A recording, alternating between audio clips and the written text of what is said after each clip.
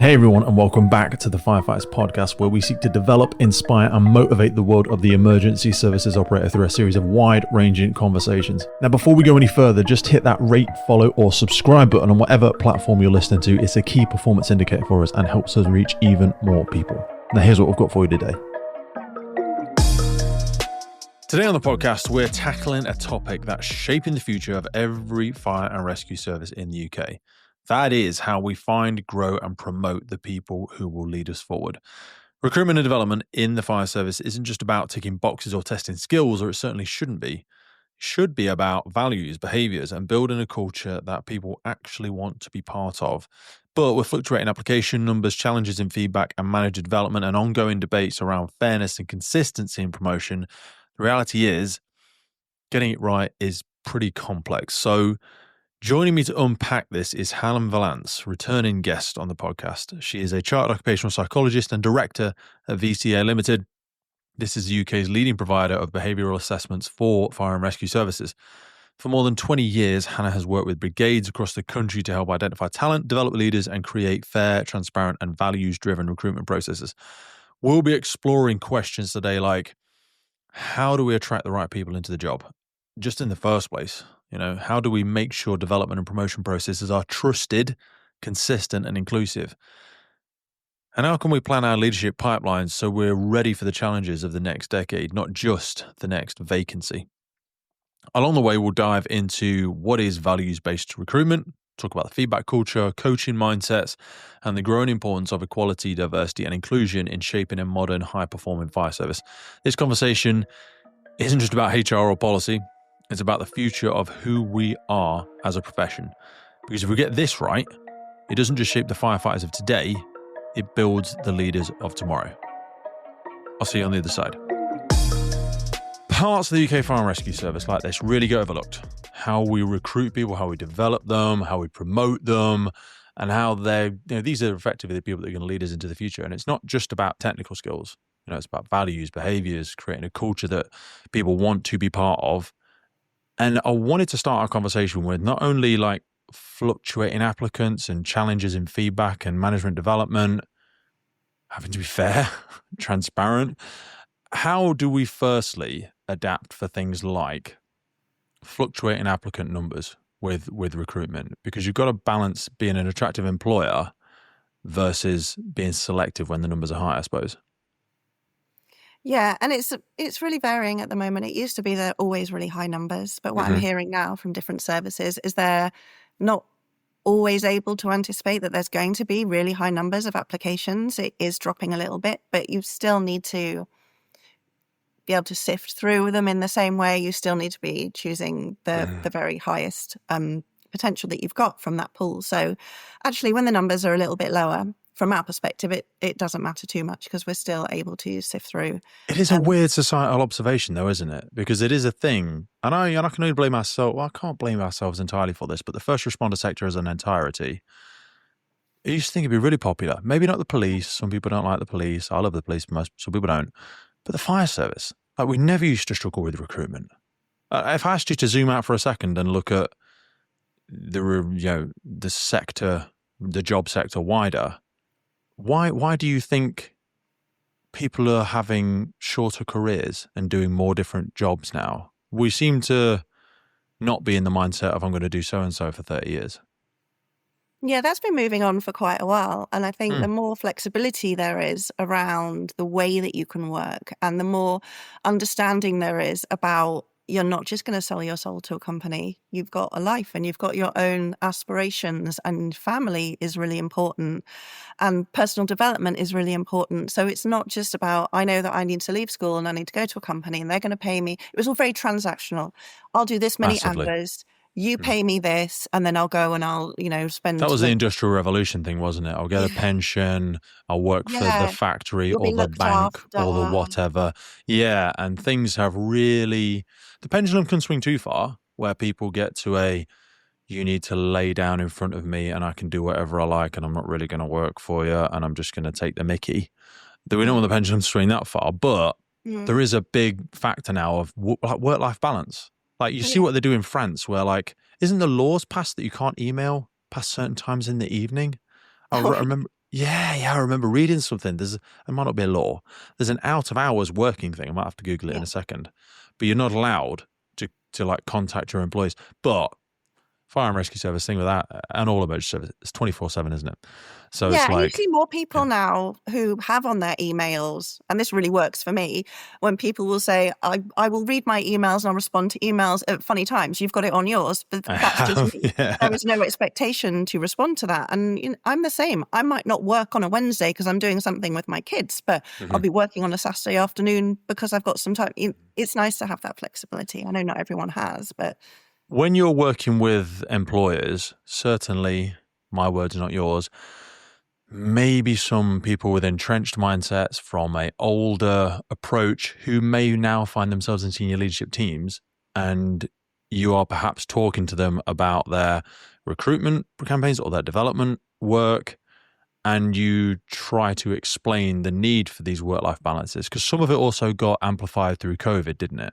There was very much a bleed over from COVID that people were hybrid working, and yeah. then there was some people who said, right, everyone back in the office. Uh-huh. And they went, well, why? I've done my job fine like Yeah. this. Like, give me the pros and benefits of offering more work-life balance and hybrid working schemes for employees. There was so much evidence about it 30 years ago when I was at Okay. university and studying occupational and But organizational we're about 30 years psychology. behind most stuff in the first responder sector, so speed us up. But actually, the fire and rescue service is doing really well with it. Okay. There's an awful lot more flexibility now. And with the sort of work that I'm doing, even just assessments, candidates are fine to do it at home. On most occasions. Previously, it would have been, oh no, we need to be able to see them. We need them on site. We need to know that they're here and it's them doing the assessments. Whereas now there's a lot more trust, and it's about, no, as long as you've got the setup, you can do it at home. And all of our processes allow for that. So, and I think there's an awful lot that's built in with the fire and rescue service around well-being and an understanding that that is such a crucial part. It's not just about the individual, it's about the team, it's about the organisation. If you're not taking care of well-being of individuals, all of the other areas, the service you can give to the community, all of that's going to fall by the wayside as well. So the fire rescue services generally seem pretty good from the outside at knowing those concepts. Putting it into practice is always more difficult. A little bit more difficult. I say it only applies to certain elements. I can't crew a fire engine from home, but in the vast majority of other roles that are in, and even in different levels of leadership, there'll be predominantly office-based roles with a bit of an on-call capability to it. When we're looking at our higher level commanders, they're only on call for a bit of the day or at weekends or whatever. And if you can really include that hybrid working element to things, you can really expand your pool, can't you? Because you can look for top talent, even if they don't live locally. I look at some of the large metropolitan brigades. They have people that fly into work to work for a number of days, and then they live in a different part of the country, or they live in a different country altogether. Yeah. And realistically, there's no reason we shouldn't be thinking of this a bit more of a national and even a global game for certain levels if you really want to get the top skills, I suppose. Yeah. And as long as there's an agreement around it, and as long as both parties are getting what they want out of it, then there's no reason for it not to work. And I think for some of the more senior leaders that I work with, often they are based at home. For instance, I'm hearing a lot about, I want to be in the office at the moment because there's air conditioning. I don't want to be working from home. It's not as comfortable. And there'll be other things where, people want to come in because they want to have some social connection. But if they've got things that they need to get done, a report to write, they're just not going to be able to focus as well if they're at work when there's distractions, so they can do it from home. So it's just having that awareness around what the needs are and the flexibility to fit in around, well, I've got a hospital appointment or I've got to do this for a member of my family. Yeah. It's just, it works when there's that trust and that understanding. Yeah, but when I need to call you out and I need you to stay really late because we've got something really important that needs doing. Yeah, fine. What's the non-negotiables? It's the musts and the shoulds and the like tos and the need tos, isn't it? It's really getting clear on that. Yeah, and that communication around that. Values, putting values first and values-based recruitment, if you will. I had a conversation with the National Fire Chiefs Council lead, Phil, recently, and he was talking about this. He was talking about values and we recruit for values. And I was like, how? How do you think we recruit? And I wasn't being too intentionally provocative, but I was nudging to say, we'll test skills most of the time.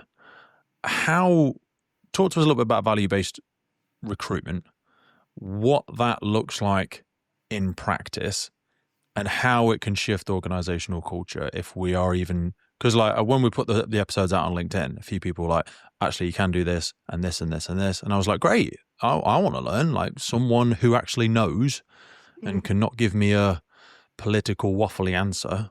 Come and tell me how we're actually doing this. So for us, we have developed recently the values-based firefighter recruitment process. So what that looks like is that the initial stage is a values questionnaire. So it's online. So basically, we've developed against the values. So we've got 60 statements and they will explain a scenario. Okay. And then all of the individual has to do is say, yeah, I agree that that's the best way of dealing with it, or I disagree that that is the right way forward. And from that, we can get a really good sense of how aligned somebody is with the values. If they're picking the action which isn't particularly inclusive, if they're choosing the action that is discriminating, if they're choosing an action that's not particularly fair, or if they're choosing an action that kind of puts themselves first and then really disregarding the team. And all of these items are written in a way which is kind of, it's not too obvious as to which way, unless you genuinely your values are aligned with what we're looking for, then you're not going to come out with particularly high score. And where have you sourced these questions from? Not where you've sourced them, not that you've nicked them from someone else, but like, how have you developed them? B, is there a cheat code? Is there an ABC, like you used to have on the games back in the day? Because I'm sure that's what everyone's looking for. Is this something that all of your clients use for their firefighter recruitment? Is it a national level thing? Sorry, I know there's 10 questions there. It's my ADHD. This is just something that we've developed recently because we used it last year. I think it was last year for a service who were wanting to evaluate transferees, so people who are looking to move from one service to another service. So that was some of their on-call. They were looking to transfer into whole-time from on-call, or it was just people who were wanting to transfer firefighters from other services. So we developed this tool. So this was from interviews. We speak to firefighters, we speak to crew managers, we speak to watch managers. We get ideas of scenarios. So we do sort of an interview where we ask them about critical incidents, the sort of things that realistically that come up, what's come up for you in the last week, what's been a challenge, what sort of conflict have you had? Real life moral dilemmas, either on an incident ground or on the station or interacting with the public. Yeah. And then we anonymize those. We pick out the bits that work best. We disregard the bits that don't work so well. We turn them into example statements, and then we align those to the values. So we make sure that they're a match. They're not just, we're randomly asking a question that doesn't actually connect to anything. We don't want to do that. And do they tie into like the NFCC's core code of ethics? Would I be able to, I'd be able to map them over and understand which one's relating to which. Cool. Because there's a lot of crossover. If you look at the fire service values, if you're looking at the code of ethics, if you're looking at the leadership framework, NFCC leadership framework, it's all very same, isn't it? Yeah, between the three things. So the first stage was just, let's look at those values and the ethics. And we're running a campaign at the moment, actually. And you can really see the different, you've got your red, your amber and your green applicants, and you can really see the ones that are aligning very naturally, very easily, and then you've got the ones who are struggling a little bit more with some of those concepts. So asking for a friend, if I were to apply for a service and I was hit with a values-based questionnaire to start with, is there anything you would suggest I look at to aid me in answering these questions? Or is it just, Pete, don't look at anything, go with your gut, and if you're a bad racist person, we don't want you anyway. But if I wanted to, I feel like I'm a good person, but I've not been in the fire service before anyway. So I don't really understand it. And you're giving me examples, some of which you've referenced might be to do with an operational incident, or I don't want to get lost in the vernacular. I'm obviously worried about getting it wrong. This is the first questionnaire I've got to answer to get into the fire service. Yeah. Is there anything I could look at that would help guide my thought process? This episode is brought to you in partnership with Godiva Limited. Godiva is one of the world's leading providers of specialist equipment for emergency services market. Godiva produces a comprehensive range of fire pumps, including vehicle-mounted, portable, and their cutting-edge integrated total water flow control system, SAMFlows. I've been using Godiva my entire career as a reliable pump on the fireground. It is such a crucial element of a successful firefighting team that you want to empower your crews with the very best, reliable, quality product. Reach out to our partners by checking the notes in the podcast. Now back to the show. I think both of your comments are correct in that it is that go with your gut instinct. Okay. What feels right? What looks right? How would you behave in that situation? And we write them in a way that it's not going to be a situation that you just feel like, oh, I need some specialist knowledge around that. They're written in a way that you think, I could put myself in those shoes and think about what I would do. And also there are the frameworks. So looking at the values, looking at the code of ethics, looking at the leadership framework, not memorizing them, not studying them. And these are all publicly accessible documents. I might actually try and find some links for people underneath. Yeah.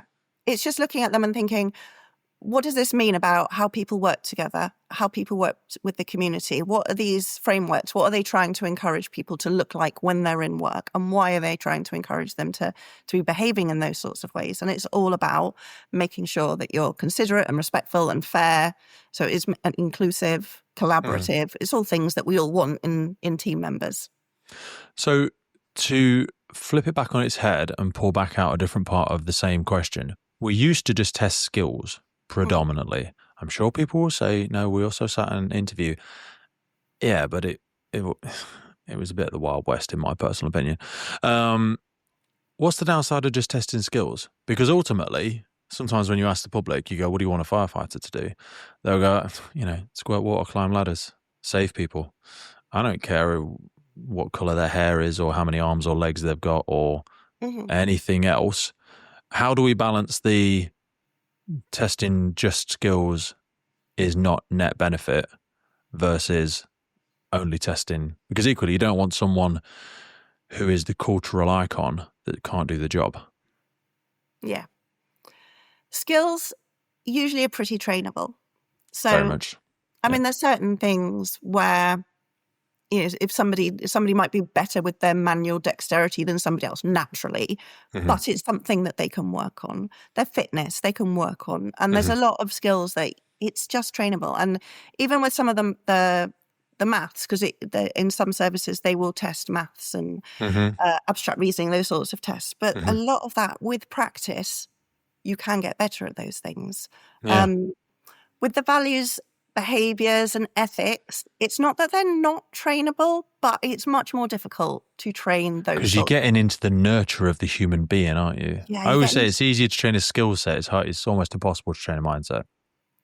It is more difficult to try and address somebody's core values, what they think fundamentally is important in how they treat other people and what they prioritize. So going for the easier option, if we can make sure that we got the values right first, then let's look at the training and the development and the skills. Yeah, like you say, because you'll close that skills gap 6 months, 12 months, 18. Well, I mean, the apprenticeships are like 2 years long or whatever they are. We already have a good way of doing that. But sometimes we still spit people out the end of the sausage machine with bad values and go, oh, Jesus, how did one of them get through? Well, we never really tested for it, did we? Yeah. So, of course, they slipped through. It can affect so many things. It's not just the individual. The damage that person can do is massive. Yeah. It can really have such a huge impact. And then we come back to the well-being piece. It affects the well-being and the morale of the team. It makes them more difficult. If you think about a lot of managers, so much of what they do is about managing people and dealing with grievances and managing the difficulties that come up with managing people. So if you can be supporting that culture by having everybody kind of pulling in the same direction and working to the same set of values, it's just going to make everything work more efficiently. I ask a technical question on the podcast or an operational procedural question. Bang, 1, 2, 3, P, A, B, C, this. I ask a cultural or a difficult conversation question or a morale question. There's a lot of ums, because these are very, it's the difference between complicated and complex, isn't it? Like a lot of the stuff we do in firefighting is complicated. There's lots of steps to it, but you follow all the steps, you'll eventually do the thing. As long as you're fit enough, healthy enough, whatever. Human behavior comes in with complex, doesn't it? They are not necessarily predictable things. There's nuances and intricacies to each individual. And that is where you really need to narrow that funnel quickly from a values-based system, I suppose. Yeah, definitely. I wanted to move to testing and interviews. So a lot of traditional stuff was written tests and formal interviews with people that have never had interview training. This is one of my bugbears. I know we've spoken about it before, but like services that I go to and even the place that I work, there's an interview training course that you must go on. But I said to them when I went out, I was like, how many people have ever failed this? And they said, what? Well, you can't fail the course. It's more of like a familiarization, do a bit of this, do a bit of that, and ask questions in these ways. And I'm like, they should be able to fail it because not everyone is a natural interviewer. Not everyone can build rapport. Not everyone can ask open questions and allow for space and all this sort of stuff. So for people that have been interviewing for 20 plus years and just doing written tests, I'm going to ask the impossible question of like, offer us some low hanging fruit to why a member of your team is not necessarily better, but might offer something different than just me, who's only ever done an hour of interview training. And now I'm going to sit in front of somebody and have a big impact on their career. I think a lot of it is to do with the supporting frameworks around it, because it's not just about the interview questions. I mean, that's important as well. The amount of interview questions I hear where they've got 3 or 4 different parts to them, they go off in all different directions, and the poor person sat in the chair just thinks, what's my answering? Is that even English? And then it's just write that down for me. I'm not sure that even makes sense. I know, there is a lot of that. So I think it's having really clear interview questions, which are going somewhere. Why do you need to know this? Are you asking a question out of, pure interest, or how is that aligned to what you want the person to be able to do at the end of it, and how, not just what they're going to do, but how are they going to do it? So it's just making sure you've got those frameworks around you of, I'm asking this and I'm measuring it in this way. And often that gets missed. Yeah, there's a problem there with the balance between giving somebody autonomy with their recruitment process or promotion process, right? You're selecting for a new station manager, a new watch manager, a new whatever. And then you just kind of give them free will and they go, you know what? I'm fascinated with electric vehicles. I'm going to ask them about that. And you go, okay, why? How, if you can show me the thread that relates to their organizational responsibility within their role map and how it relates to a national trend or an organizational trend or an emerging threat that would aid them in being better operationally prepared to effectively lead their team in the future, then go for it. But you can't just start going off on, you know what, I don't think anybody knows about this policy, so I'm going to ask them about that. And you go, that's not a fair way of going about it, is it? Yeah, there needs to be a clear purpose for what you're asking. And also that awareness of knowing, if I'm asking about this particular thing, I'm asking about electric vehicles, and the person I'm talking to, who I'm interviewing, also knows a lot about it. Brilliant. I like them because they're really similar to me. And before you know it, they're getting much more ratings because there's just that similarity where you get somebody else just says, yeah, I'm sorry, I don't really know a huge amount. You get that because you go, oh, so-and-so's interviewing and she's really keen on this, or he's a big fan of that. So you go off down that rabbit hole to try and impress them with this one thing. But I'm like, that's not standardized. That's not fair because this person did 20 years on a technical rescue station and their technical rescue mate is also going for the job. And then you fall into nepotism because you ask them about the National Resilience Framework around urban search and rescue. And they go, oh, Jesus Christ, I've never worked on one of them stations before. Do you know what I mean? Where, and then you score low in it. It is beyond a privilege to be able to bring the Firefights podcast to you. And we are so grateful for every single person that supports, listens, shares, and follows our journey. But here's the honest truth. It takes a colossal amount of time and work to keep the podcast going. And to help us keep doing it, create more, reach more guests internationally, and make the podcast sustainable, we're asking for you to help. And to do this, we've set up a Patreon page. Now, by joining this, you'll not only support the future of the podcast, but also gain access to exclusive benefits. Now, if you've ever wanted to meet a member of the podcast, buy us a beer, buy us a coffee, and you think anything you've ever listened to on the podcast has been worth £3, That's basically what we're asking you for. By joining our Patreon community, you will get access to every single full episode archive we have ever made. Now, hundreds and hundreds of key documents that we've got in there on fire behavior, firefighter health, cancer risks, instant debriefs, and so much more. So if you feel like you want to join the Patreon crew and help us make this possible, head to patreon.com/TFFPC or check the link in any episode podcast notes. It is really tricky because a lot of the work we do is around identifying and assessing those behaviours, the leadership behaviours in the assessments we do for promotion. And then at the end of that, you'll get a pool. So you'll get candidates who have got sort of a red, amber, green rating. And then there's a development programme, ideally, off the back of that. So there's a really clear path. So we're just helping identify people. Where are you now? What are you looking for? What do you need to develop to be more ready to move into the next role? But inevitably, at the end of that process, there's going to be an interview. And then that's where it falls down, because that's when HMI comes in and it will be, well, it wasn't fair because I knew the person, I knew they didn't like me, or there's all these things. So the whole process gets thrown out as the whole process isn't working and it's not very good. It's like, well, actually, the earlier process, identifying the behaviours, that was working quite well because that was really helping people to understand, okay, this is how I'm operating now. This is where I need to move to. This is what I need to do differently. This is why I need to do differently. This is how I can increase my positive impact by doing more of the things that actually I'm doing really well. There's a whole big picture that you're building up, and then it goes down the line. There's all that development, the development programs ideally that are in place and really supported, which varies. And then at the end, there's still the interview, which is, right, I'm going to put you here, and you here. Well, I didn't really want to go there. Well, I'm going to go there anyway. I feel like that is a beautiful segue because you've kind of spoken in and around the topic there around feedback culture. So feedback from assessment programs, assessment centers, promotion processes, they only really work if the managers are trained to actually interpret it and act on it. So you spoke about the red, amber, green stuff there. You spoke about development plans. What do you think we get wrong so much of the time with the outcomes of these, whether it's the not yet successful, you're almost there? How should we be better giving people a logical path forward, whether it be a development roadmap, rather than just, it feels like a career dead end. Like I went for a thing, I didn't get it. I'll just go back to work, shall I? And just kick the sand for a little bit and then I'll crack on and see if the next one's going to roll around and I'll try the same again or try something a bit different with no real path. Yeah. And I think if somebody's been through a promotion process and they haven't got the outcome they wanted, it's really demoralizing. And they are perfectly entitled to go back to work and kick around a bit and be a bit grumpy about it. But then there's a point where it is down to the individual to think, okay, I had some feedback and it suggested that I don't tend to do this or this and this, and that I might need to change my approach a little bit to that. And ideally, we would have had some feedback.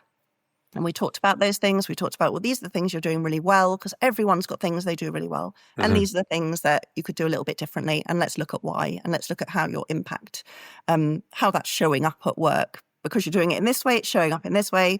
Maybe if you altered it a little bit. So we have all these conversations. And then the individual can then choose whether they go to their line manager and say, I've had this feedback session, I've got my report, I've been through the career progression gateway, I've got a clear idea of what I need to do now, where I need to go. Ideally, the line manager would then be able to say, yeah, I've been through one myself, so I know what those feedback reports look like, and I know what those discussions look like, and I know the sorts of things that we can now talk about to get you more involved in this, and would you like to be, what can we do? And it's a collaborative discussion. But if you get a line manager who just says, what is this? I don't know anything about this. I didn't even know you wanted to leave. And suddenly, what's wrong with working for me? And then, and then it's down. Why are you unhappy? Be honest. And the person can't do it on their own. They do need a little bit of support. However independent and focused and proactive they are, they're going to need a bit of line manager support. And that line manager is going to need to know what's available. And it's not just about, well, I'm going to stick you on this course and this course. It's much more about, what are you interested in? All right, what's on my workload that I'm struggling to manage? I know it takes extra time, but what can I get you involved in that you're learning? And actually, you're really good at this thing that I don't enjoy so much. So maybe I can upskill. It's all of being a bit more creative. But line managers need support around that to know what they're able to do. And also it's time. They need to recognise the benefits. Budget. Yeah. Because like you say, if your thing lies in a course and you can't get on the course. But you know what? I find often that's rarely really the thing. Like most people are qualified to do the thing and or go for the job they're going for. And even if they're not, when they get in the job, they'll go on the course. A lot of the times feedback is the way that you, Hannah, came across, the way that you, Pete, communicated. And those things are the really tricky bits of feedback. I don't think we're very good at giving those bits of feedback because they feel like a personal attack Yeah. if not done by someone who knows how to give that type of feedback. And we Yeah. just tend to fumble our way through it, trying not to get a grievance from this person by Yeah. telling them, you don't seem like you really care. I mean, you're actually quite monotonous. How help me cross that bridge covered in minefields? Like how do you and your team give personal feedback? I think it's about really listening to where the individual's coming from. Because sometimes in our team, we'll do feedback sessions and you can tell straight away when they are not into it. They don't want to be there. They're annoyed about the outcome. They think it was a bit of a rubbish assessment and they're polite, but they're going through the motion. So trying to break that down and finding out, well, first of all, tell me how you feel. No, it's fine.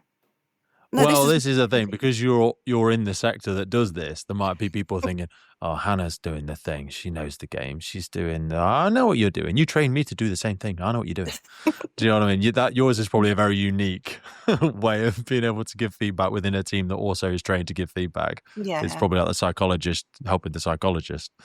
But people don't like to give or receive feedback generally because there's just this perception around it, I think, that, this is going to be awkward because there's the assumption that it is about the person, not the performance. It's like, this isn't personal. This is about what you did in this situation, which you had reasons for, which we can explore. But then it's the impacts. Because often people don't really think about, well, when I do that, what is the impact on other people? How do they take it? And how does it impact their behavior? So it's just thinking about it a little bit more broadly. So I want to change gears into, or rip back out of our previous point about nepotism versus meritocracy versus Hannah, it's all rigged. So-and-so was always going to get that job. And they go, no, we hired the external Hannah Vallance's company to do the thing. And you go, yeah, but you're paying them. So they're going to do what you want. Like, for total transparency, give people a little bit of a look behind the door of what happens when you work with an organization, how much influence they have on the outcomes of the scorings, and can they still go, yeah, I appreciate you saying that, but Dave got the job. You know what I mean? Like, I give people a little bit of a look behind the curtain if you can, to try and build a little bit of transparency and trust, maybe. Yeah. I think when a service comes to us and asks us to take care of an assessment or promotion process for them, they've already got to the point where they're wanting to be as hands-off as they can. And they're coming to us and they're paying that money because they want it to be completely fair and unbiased and objective. So from our point of view, with the assessments we do, we don't see names. We just see candidate numbers. We don't see anything about the individual. We don't know male, female, anything like that. We do ask for that data, but that's for monitoring purposes and it's got nothing to do with the assessment. So then we'll make recommendations. So we will say, you had this many candidates who scored above the threshold, and we know what that threshold is because we've done these assessments so many times. So we know that this score generally and above means that they still need development, but they're going to step more comfortably into the next role. But this band of scores just generally means that there's a bit more development. And actually, if somebody who got this score stepped into that more senior role right now, they might struggle and it's going to affect their well-being. So you need to put some things in place to get them more ready. It's not never, it's just not now. Question on that one, as I interrupt, sorry. What if nobody scores in the middle range? What if they're all on? Because I'm looking now and I'm thinking there's a lot of people moving through positions very quickly. We struggle with experience, both operational, non-operational. personal development experience, maturity experience, myself included. Like, what if nobody scores? And you do then give the scores back to the organization and go, here's your results. Everyone scored in the lower third. Mm-hmm. You can do whatever you want with it. Like, would they imagine they could, can they still, I mean, they can do whatever they like, I suppose. They could still give the highest scorer a job. This episode of the podcast is brought to you by Gore-Tex Professional Fabrics. Now, we all know the working environment of a firefighter is filled with challenges. We face serious risks on the job, such as heat exhaustion, burns, physical and mental stress, and we frequently come into contact with high levels of toxic chemicals. Now, I have been wearing Gore-Tex for nearly 2 decades on the front line, working in hostile environments, tackling challenging incidents from firefighting to water incidents and in urban search and rescue environments. Gore-Tex have a well-earned reputation for protecting professionals in the fire and emergency services through their family of highly innovative, waterproof, breathable moisture barriers that exceeds global performance standards and are trusted worldwide. Gore-Tex, going further together. I think it hasn't happened. We've never had. You always get somebody in the middle. Yeah, you'd always get somebody who is further. Is it calibrated on a medium, or are the standards set to start with? So when we first started, we were just thinking, well, how can we set the sort of the pass the fail mark? Mm-hmm. And we based it historically on the old ADC, National ADC toolkit. We used the scores from that and they translated them across. But actually, they have stuck. So what we have found, we've got loads of evidence now that I could tell you this specific score, but then that tends to make people feel a bit annoyed. They think, oh, I got one score less than that. So yeah, we've got, and also we can see now, because we've been doing enough of these assessments and we've been looking at the high potential scores. So for candidates who are scoring above in the high 70% consistently across the assessments we do, we've done some research with their line managers a year later, and we've just asked them to rate individuals who have been through the CPG, and the ones who have scored high potential in our assessments are the ones who score the highest by their line managers who have got nothing to do with our assessment. So that was a really nice piece of work. It's nice bit of double blind, yeah. Yeah, so it correlated nicely, those scores. So it did prove some validity of what we were doing. So back to your original question. Mm-hmm. So when we send the spreadsheet across with here are your results, these are in rank order, these are the percentages, this is what people got. This is how we break it down by the leadership behaviours, this is how we break it down by the different exercises.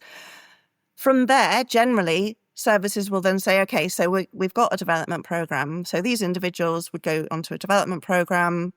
And what you really need is the development program for the people who've been successful. You need a development program for your ambers, and you need some sort of development for the people who haven't been successful. That time, there needs to be a route for all of them. And some services are doing better on that than others, but it seems to be something they're all working towards. Yeah, but you see middle and lower level leadership development programs, basically, don't you? For different people at different points in their career. Yeah. You just need something so there's some movement and there's progression forward, irrespective of the outcome from the CPG, the Career Progression Gateway.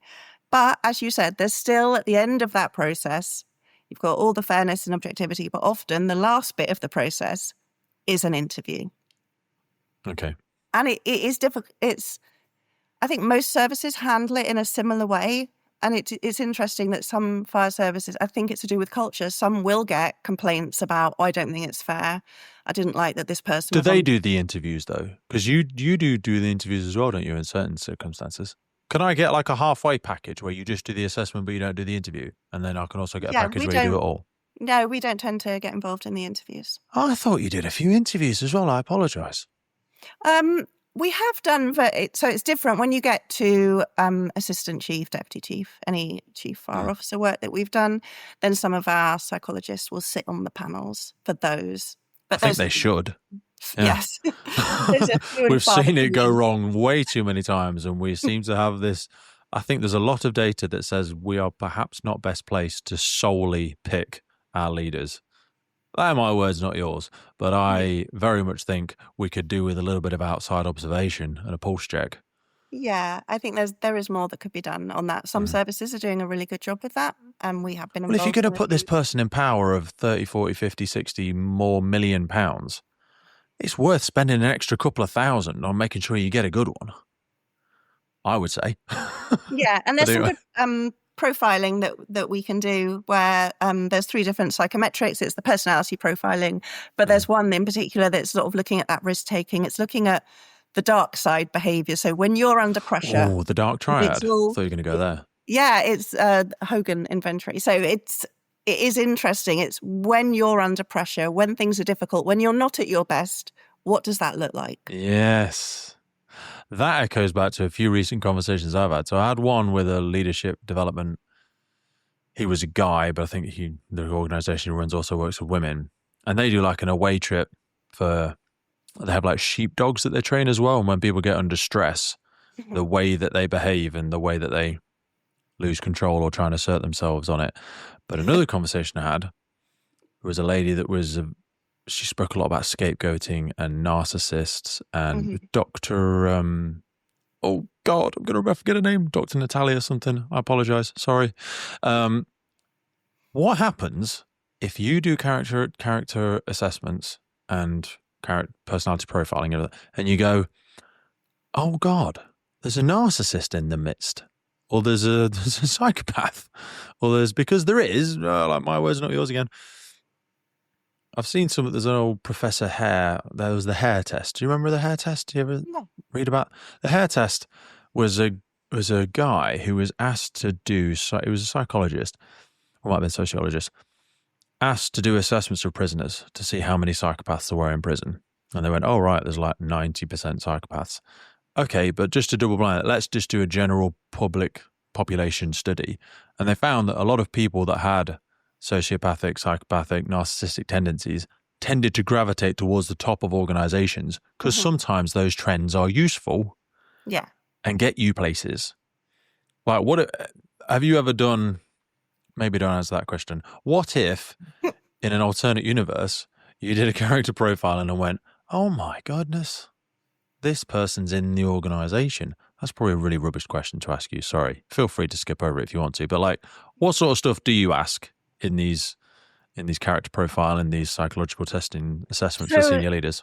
It's not, I don't do a huge amount of that. It's a colleague of mine who mostly does the psychometric profiling because she's been doing it a really long time.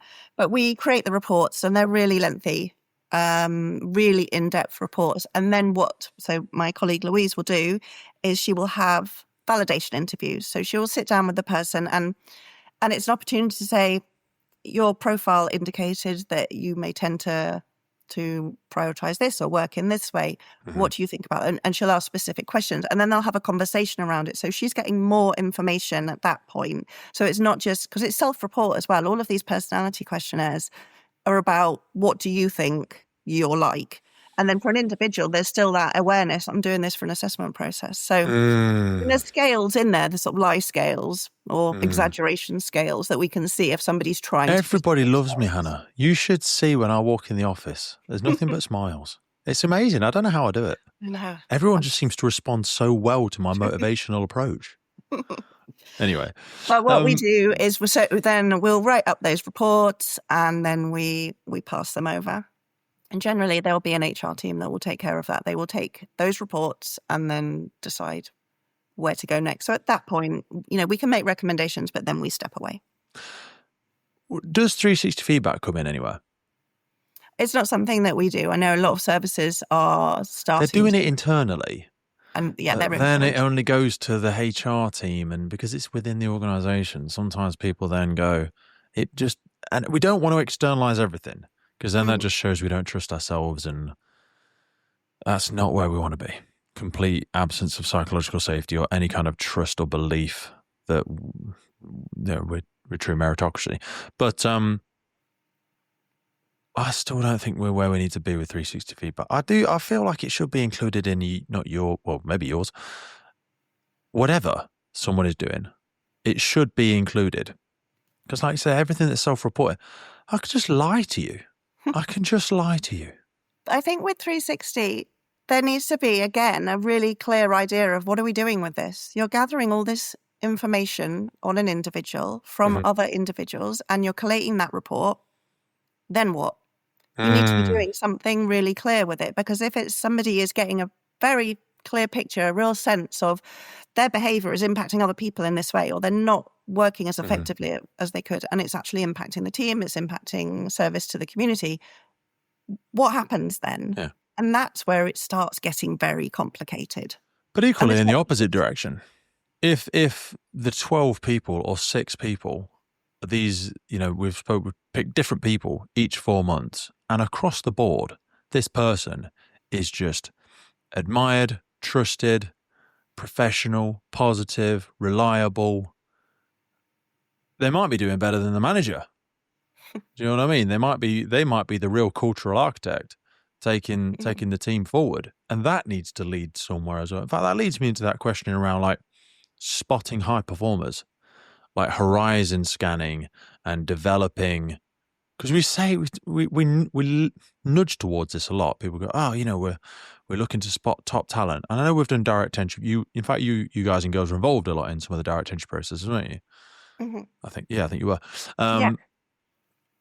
How do we, because we said we want to start doing this in our services as well. Like we've selected some theoretically very high, I mean, they were all high performers, no doubt, in their own sectors. Whether that manifests in the fire service is hopeful. And it has done in some places. I know a couple of great ones. But how do we do that in our current service? Like if you assess a crew manager or a station manager and you go, this person's SLT. This person is punching way above their current professional standing. Where does that go? Or in your own utopia, when you look at your 10-year plan for your company, how is that going to help us really identify people that just maybe joined a bit late? They joined when they were 31, but they were just dead so great and they're stuck as a firefighter. MSA are supporting us on today's podcast, and I chose to partner with them because I've been wearing this stuff for nearly 20 years, and they are the global leader in development, manufacture, and supply of incredible, safe products that really protect people, not just our communities out there, but also first responders, most importantly, all over the world. Get yourself over to MSA and have a look at it. The high-performance protective clothing for emergency services responders. They also partner with us on the UK Pink Firefighters. It's because we love them. The helmets with the reflective visor, the F1XF, absolutely epic helmet. And not forgetting how they improve firefighter safety through their connectivity in the connected firefighter platform. MSA are always pushing the envelope, and it's a real privilege to be able to continue to grow our partnership together. So whether it's your PPE, your bunker gear, your helmets, your SCBA, your thermal imaging, your Luna, or your portable gas detection, both of us know that this equipment needs to work. It needs to be high quality, reliable, and dependable in the moment. And that's why I use MSA, because they know what's at stake. Yeah, I mean, we can identify them and we can pass that on to services, but then it's such a complicated set of actions. It's so political. Well, it's such an archaic, just linear process that we don't seem to be having an appetite for jumping ranks or recognizing this person's in the wrong place. Yeah, I've not seen, it's not that it's not out there, but with my clients at the moment, I've not seen that there's a very clear way of tackling that, but there is an awful lot of will to do that. It is something that the HR teams that I work with are interested in developing. I want to be respectful of time. So equality, diversity, and inclusion. It's a massive thing. It's very important. We cover a lot of topics in and around that topic. Why are some groups, for example, women, neurodivergent firefighters at different levels, still hesitating to apply for promotions, do you think? Because supposedly that is still the case. And I can understand why it could be. I think on an individual basis, it just depends what sort of support they've had, what sort of role modelling they've had. For instance, there's an example where I might give feedback to individuals. I have given feedback to individuals who've been through an assessment and they say, well, I'm dyslexic, but I didn't say anything about that because I didn't want to be seen to be getting any advantage. So I went through the assessment and I did struggle a bit because I didn't have the additional time that I was entitled to. And then we'll have a conversation about that. I'm like, well, not only did you get the outcome you wanted, which may have been to do with the fact that you didn't get the support you needed, what sort of message is that sending to your team that you would rather do an assessment without the additional support that you're entitled to? Why do you still look at it like a weakness? I know, societally, it's very recognised now, and we almost like we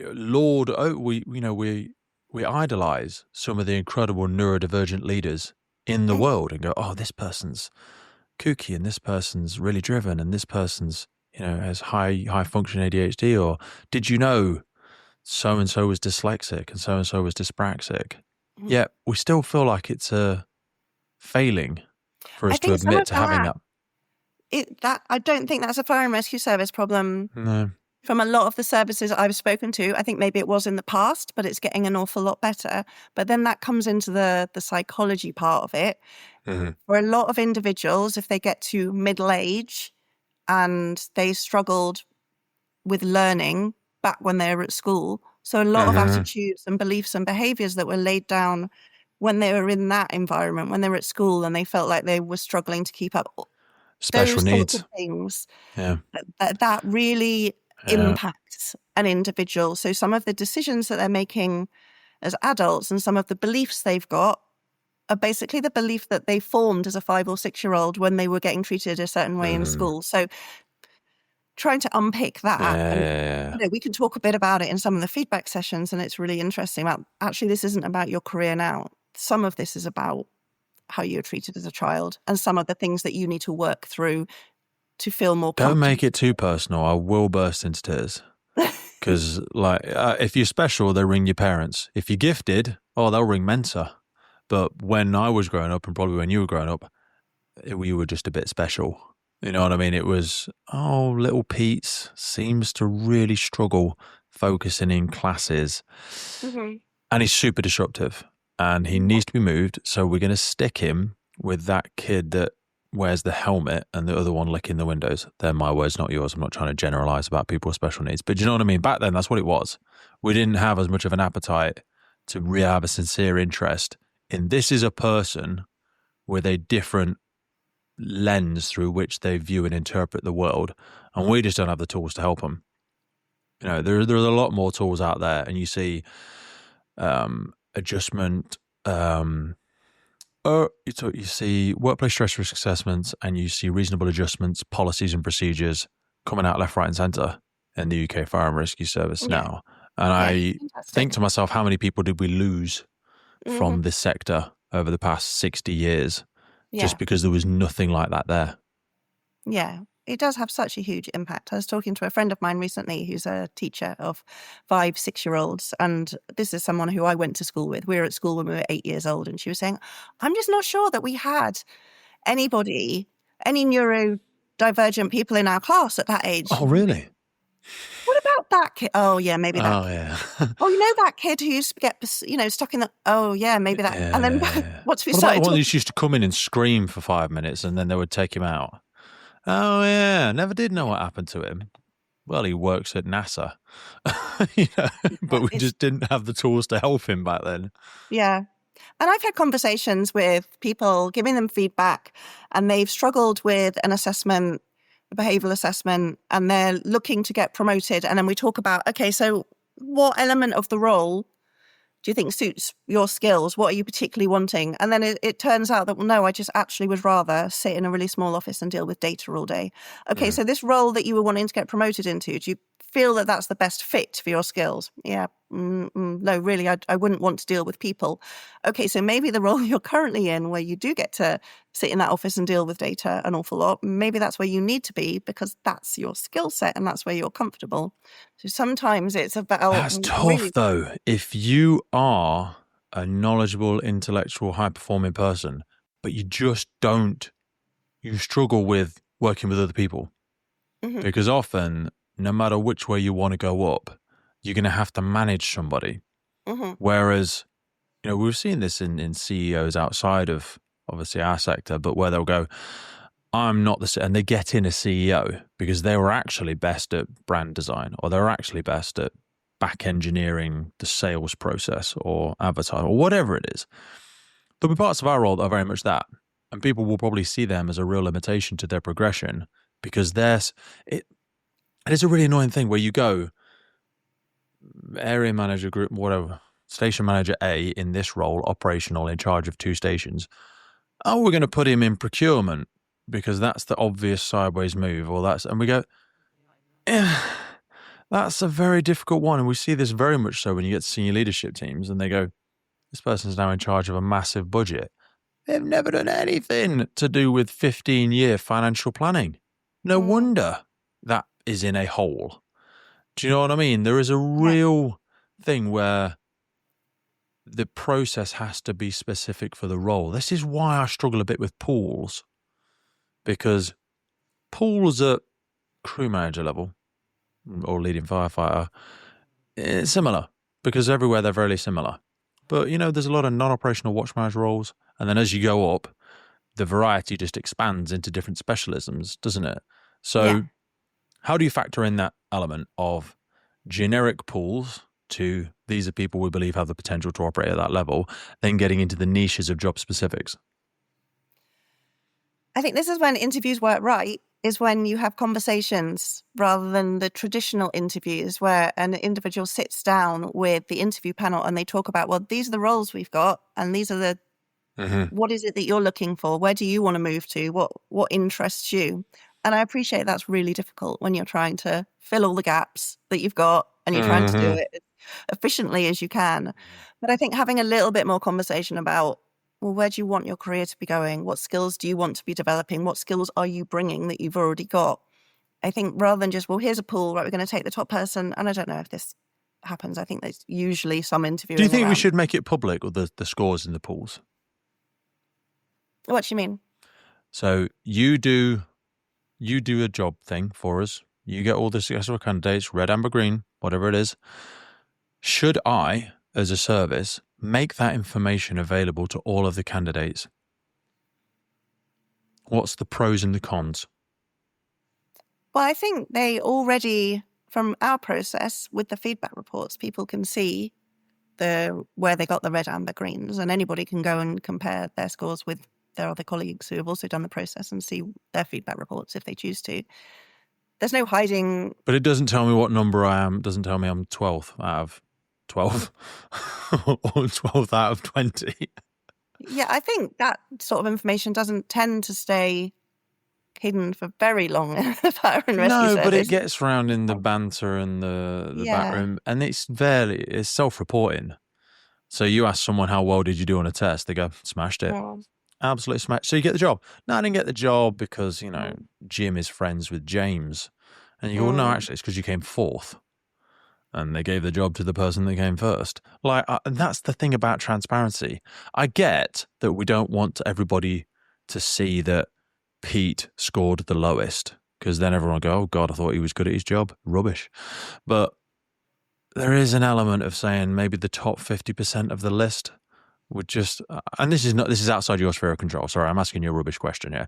But I just think the organisation should make that more transparent, because it would engender trust, I think. Yeah, I can see what you mean. Also, it could just make people feel like, but I know I'm better than that person. Well, not on the day. Everyone judges themselves according to where they, and what they know of other people.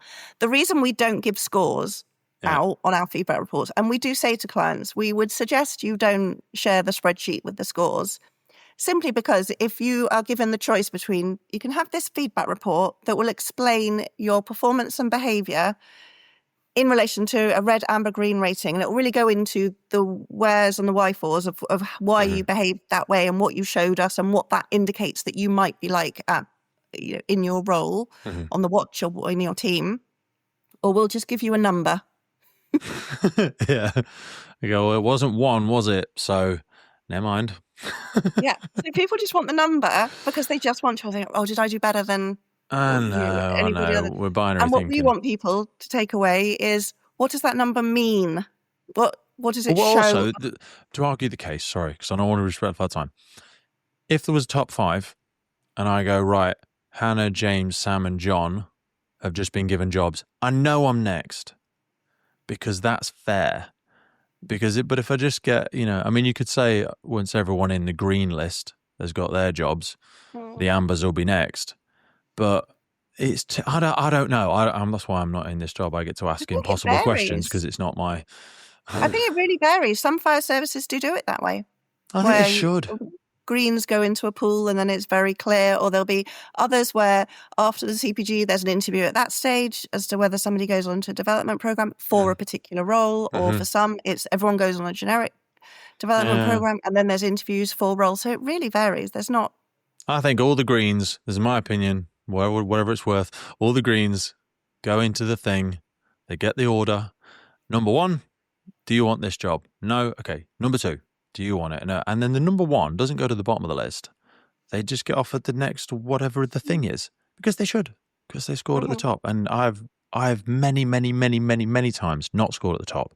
So I'm not saying this because, it's all right for you to say, Pete, because I bet you always scored top. No, Hannah will know from previous conversations, I've done like 48 promotion processes in the last 5 or 6 years. And I don't keep doing them because I get the jobs. Just because I want to weekly practice interviews. I do enough of that on the podcast.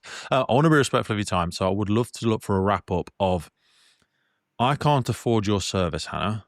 What's some low hanging fruit that might make, that I could say to my HR as they grit their teeth, this is the best practice that we've seen from Hannah's company. Maybe you should adopt some of it. What's some of the best practice people could think about? And then wrap us up with how can your organization help some of the people that are looking for some of the development and promotional challenges? So I think to start with, if an organisation said, we can't afford your services, I would be dubious about that, because we have a very tiered approach. And for instance, for crew and watch manager and also station, we have what's called the CPG Lite. So it's a version where there's not as much feedback, or it's more generic statements that are picked specifically to the individual, but rather than have an assessor write out a lengthy paragraph of personalised feedback, it's a different style of feedback. So that is a lot more cost effective. So you can do 2 of the and they could then hand that to their HR team or a selected group of managers to say, we can collectively, off our own knowledge, build a development plan for people in this group. So that's an option, yeah. Yeah, the feedback sessions, we can do them for you, or we can hand over the feedback reports. We can give some guidance, and individuals, the line managers can do it. We do the line manager training if line managers want to be able to deliver the feedback. We can do group feedback sessions, so we can group a number of candidates who have had similar performance, similar sorts of scores, seem like they're performing in similar ways, and we can have a session with 5 or 6 people. So God, that must be chaos. They must be tough ones. Hannah, can I stay on after the call and ask you some personal questions? No, I can't do that for all of you. I'm sorry. This is you're going to get what you get, gang. Yeah, it's all in the management. Okay. But no, that is a skill set. Yeah. People are respectful of each other's time and careful of what they want to say in front of others. But as long as it can be useful in the covering the key things, that these are some of the key skills and behaviours that need to be altered, and this is how, and this is why, and generating discussion around that. It can be really useful. So there's lots of ways that we can make it as cost effective. The service is allowed to record them?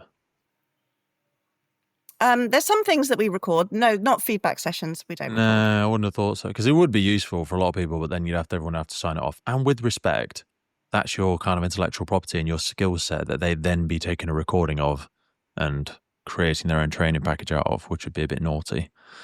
But I don't mind that. I'm happy to share what I do and how I do it. If it raises practice in services, then so much the better. Some individuals will say, can we record this session because I want to share it with my line manager? So we can do that. And then finally, so you do the light version and you do the full version.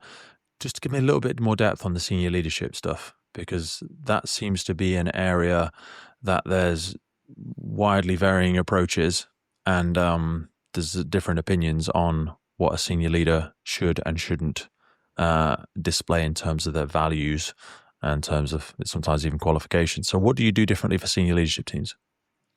So we have the CPG up to area manager level.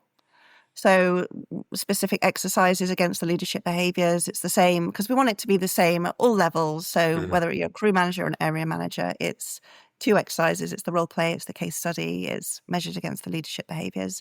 Obviously, the context is different, the level, the scope is different, but it's, again, you've got that consistency. When you get above area manager level, then it just gets a little bit more down to the individual preferences of each. It needs to be more tailored, doesn't it? Very much. You can't really sheep dip people at that level of influence. I appreciate that it does take a bit more of a personal touch. Thank you so much for your time today. I always love having a catch up and a chat.